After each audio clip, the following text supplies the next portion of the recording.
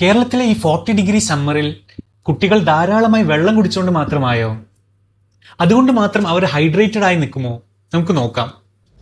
ഒരാൾ വേർക്കുമ്പോൾ അയാളുടെ ശരീരത്തിൽ നിന്ന് നഷ്ടപ്പെടുന്നത് വെള്ളം മാത്രമല്ല, സോഡിയം, പൊട്ടാസ്യം, ക്ലോറൈഡ് തുടങ്ങിയ ഇലക്ട്രോലൈറ്റ്സ് കൂടിയാണ്.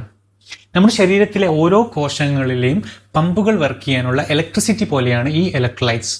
മാത്രമല്ല, ഡീഹൈഡ്രേറ്റഡ് ആയ കുട്ടിക്ക് അമിതമായി പച്ചവെള്ളം കൊടുത്താൽ, എക്സ്ട്രീം കേസസിൽ ഹൈപ്പോനെട്രീമിയ എന്ന ശരീരത്തിലെ സോഡിയം അളവ് കുറയുന്ന അവസ്ഥയിലേക്ക് എത്താം.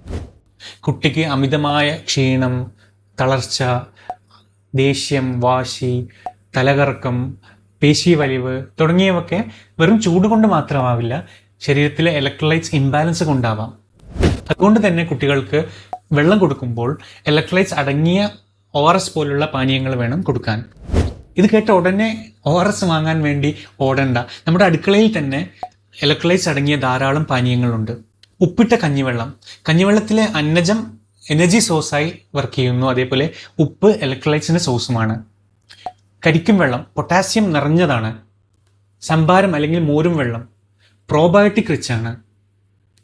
ഉപ്പും പഞ്ചസാരയും ചേർത്ത നാരങ്ങ വെള്ളം നമുക്ക് എളുപ്പം ഉണ്ടാക്കുന്നതും കുട്ടികൾക്ക് ഇഷ്ടപ്പെട്ടതുമാണ്. ഉപ്പ് ചേർത്ത കൂവപ്പൊടി വെള്ളം.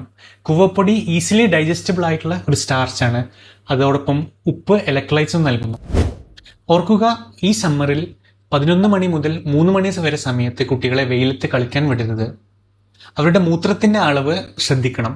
6 അധികം കുട്ടി മൂത്രമൊഴിക്കാതിരിക്കുകയോ മൂത്രത്തിൻ്റെ അളവ് കടും മഞ്ഞ നിറത്തിലാവുന്നുണ്ടെങ്കിൽ അത് ഡീഹൈഡ്രേഷൻ്റെ ലക്ഷണമാണെന്ന് മനസ്സിലാക്കാം.